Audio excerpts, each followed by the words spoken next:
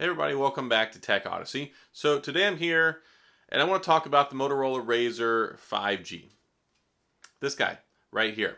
Ever since the Z Flip 3 came out, I've had a lot of people that really want to know my thoughts on the RAZR 5G. Is it still viable? Is it any good? Is it something that compares when you look at the new Z Flip 3? It's the new shiny toy on the block. And I think there's some merit to this discussion. I think that the phone still has some value, especially if you can pick one up on the resale market. Definitely don't pay $999 brand new, because that's the same price as this one and Motorola is smoking rocks. But if you can find a good deal on one, there might be something to it. And I want to talk about that in this video because I think that the RAZR 5G still has quite a bit left in the tank for people who like this phone. But before we get into that, I do want to say if this is your first time stopping by the channel, thank you for being here. If you enjoy the video, please hit the like and the subscribe button and the little notification bell if you want updates when new videos come out. Let's talk about the RAZR 5G.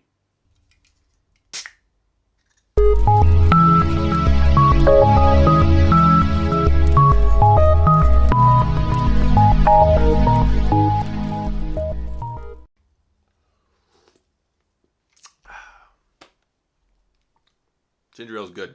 No, it's not sponsored. It's just what I drink every night when I make my videos. So, the Motorola RAZR 5G. Interesting phone. And I really didn't give it a fair shake last year. I made another video previously saying I was wrong about the RAZR 5G. I ended up really liking it. I don't know if it's because it was just different and the Z Flip and the Z Flip 5G were really kind of just the same phone. Maybe it was because of the lull in between the Z Flip 5G and the Z Flip 3. Maybe it was because I never had a RAZR, because they were crazy overpriced flip phones back in like the year 2000 or whatever it was when they first came out, and they hung around for a while, but I don't know. What I do know, though, is that once I got the phone, I fell in love with it, and I've really been enjoying it. And no, it doesn't have the specs that a Samsung does. It's got a Snapdragon 765G in it, 8 gigs of RAM, 256 gigabytes of storage, 2800 milliamp battery, 6.2-inch screen. I mean, it doesn't have anything otherworldly amazing, but it has an experience, and sometimes you can't quantify that. You can't put a number on that. You can't put a spec on that. And it's got an exterior screen on it. You can interact with it. You can type on it. You can use it as as a camera. If the little twisty thing, there we go. You can use it as a camera with the little viewfinder on here and the 48 megapixel camera. Hey, they did some nice things. If you were a fan of the original RAZR, you were probably one of the first guys in line that was like, man, I want to buy this. And then you probably got out of line when you saw that it was $1,499, I believe is what the MSRP was. And that was just entirely too much money. Now, Motorola took a different route with this phone. Instead of trying to jam-pack the latest and greatest and put all the expensive stuff in there, they went for nostalgia. And they went for a tried-and-true form factor for a flip phone, arguably the most popular, famous flip phone ever in the history of all time. And they turned it into a phone with a foldable OLED panel. Bam. It closes on itself, just like the Z Flip does. Now, the Z Flip 3, totally love this phone. This is probably the most fun high-tech phone out of the market right now. Yeah, there's the Fold, if you like the Fold, but the Flips are selling like out of 10 for like every 10 of these foldable devices Samsung is selling, like 7 of them is the Z Flip, and there's something to that. As much as people say flip phones are terrible, like why do you want a phone that you can do this? They're selling in droves, and people are overwhelmingly responding to them positively like, we like this. And it's funny because it doesn't take a lot. Like, all they had to do was just make a phone that was reliable, drop the price on it. It's even got last year's cameras. Heck, it's got 2-year-ago cameras in it, but it still takes capable pictures. It's got top-of-the-line processor in it, 5G. A really cool form factor. And it's $999 now, and they're practically throwing them at people if you go to the carrier. So Samsung has a real ringer here on their hands with the Z Flip 3, but then you look over here, and you've got this thing right here called the Motorola RAZR 5G. And people who still have this phone, largely, I think, like it. Now, as long as you didn't get the first version. The Motorola RAZR, it had problems with the hinge. I mean, I used to call it the Rice Krispie phone because it did the whole snap, crackle, and pop thing.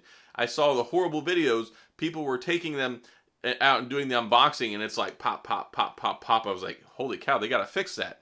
No way was I touching that with a 10-foot pole. Plus, it had like even more inferior specs on it. And to be honest, when you're paying $1,500, specs kind of mean something. If you tell me a phone is $500 and it's got a Snapdragon 765G in it, and I think the first one had like a 730, like it was bad.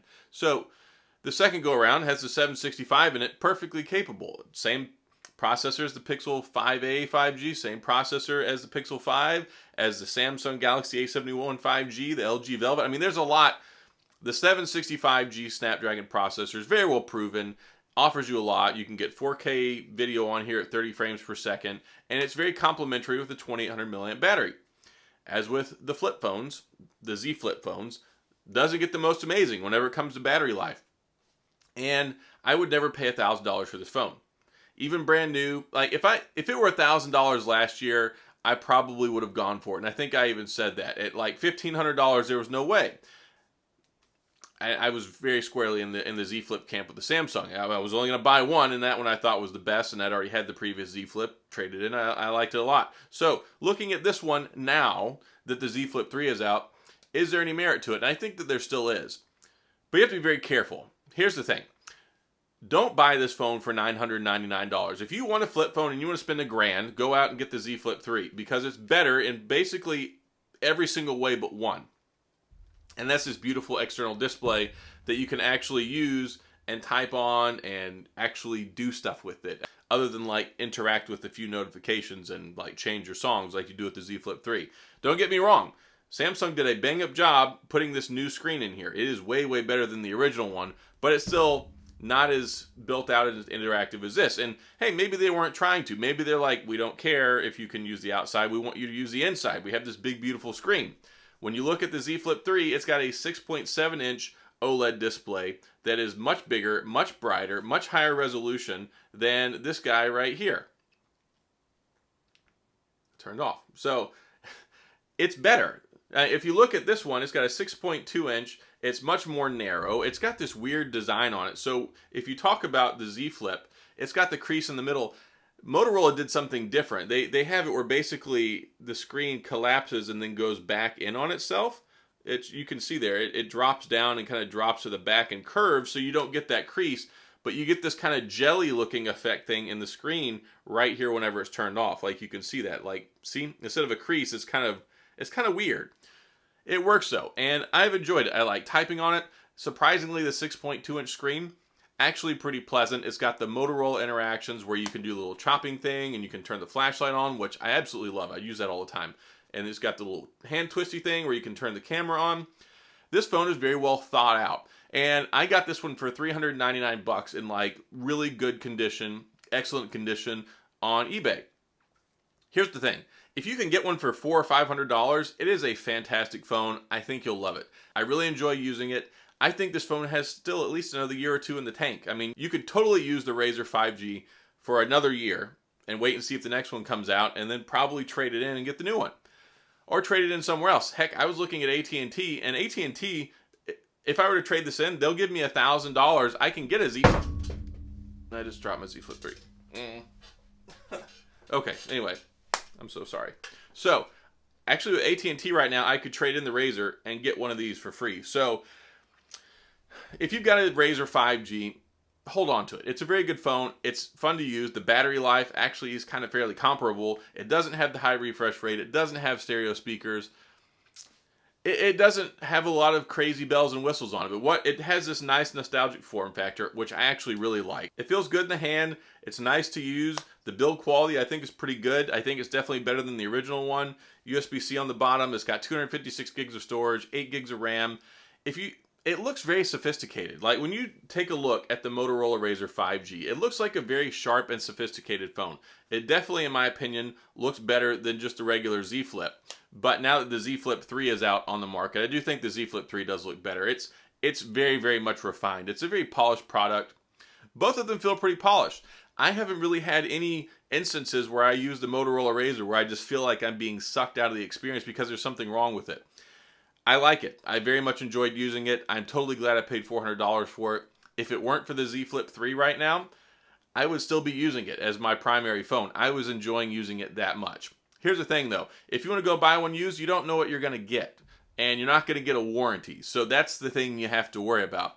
Don't pay $1,000 and buy it brand new, but if you're going to buy it used, you could run into those issues. Now, I haven't had any problems with mine. It's in very good shape. I would say don't buy a beat up one, but maybe if you find an eBay seller or something that offers like a 30 or 60-day warranty, that might give you a little bit more peace of mind other than just what you see is what you get. And that's kind of the problem here. All Motorola did was drop the price down to $999, and like nobody in their right mind is going to go buy this for $1,000 brand new. Hopefully we hear something about a future Motorola flip phone coming out in the near future. That would be the ideal thing, because I think there's a place for them in the market. I think there's a place for this in the market for people still using it. The 48 megapixel camera is very capable. Yeah, it doesn't have an ultra wide on it, none of that crazy stuff, but you can still use the external screen as a display so you can take high quality selfies. The 20 megapixel camera on the inside, I mean, it's okay. It's nothing to write home about. It's a very old sensor, but it's a complete phone. I felt really good about the RAZR 5G once I finally got it. I made the video saying I was wrong. It's been a lot of fun to use, and especially as a contrast to the Z Flip and the Z Flip 5G, really I think it's a better phone, like overall as a day-to-day user experience. Now, it's very, very close second when it comes to the Z Flip 3, but the problem is the price. If you could get one of these refurbished with a warranty for like $500 and you didn't want to spend $1,000, I would say go buy this because it's still a totally good phone. But when you're looking at two phones that are $999 and you look at the RAZR 5G and then you look at the Z Flip 3, I just can't on good conscience make that kind of a recommendation because it just doesn't hold up in any area other than the screen. Now, if you have one, if you've had it and been using it for a year, if you got one cheap and used, hang on to it, enjoy it. There's no need to go out and spend $1,000 to buy the Z Flip 3. Largely, I think you'll still be just as happy using the RAZR 5G, and I think it's a very good phone. So that's really just my thought on the matter. I think there's still a place for this phone right now. I think we need to wait and see what happens if Motorola is going to come out with another one. I really hope they do, because I think they did a good job here, and I think it would be foolish for them to go ahead and stop. I don't know what the sales numbers are. I'm not going to pry into their business and see how successful it was. But as far as a well-made device, there are a lot of people who really enjoyed it. And I happen to be one of those on the tail end of it later on. But hey, if the Z Flip 3 didn't exist right now and this were $999, yeah, I would probably consider buying it if I were in the market for a flip phone. But that's the problem. The Z Flip 3 does exist. So at $999, I say don't buy the RAZR 5G. But hey, if you want to take a risk, if you want to find one used or refurbished and get it on the cheap side, and you like the design, you like the idea, you like the concept, and you're happy with the experience over hardcore functionality when it comes to powerful, like latest and greatest bleeding edge specs, it's a solid device. I think Motorola did a good job here, and that's about all I have to say on it. So hopefully this has been helpful. Hopefully this has given you some insight. So that's all I've got. If you have any questions or comments, please feel free to leave them down in the comment section. I'll get back with you. If you enjoy the video, please hit the like and the subscribe button and the little notification bell if you want updates when new videos come out. And as always, thanks for being here. I appreciate you watching, and I'll see you guys next time.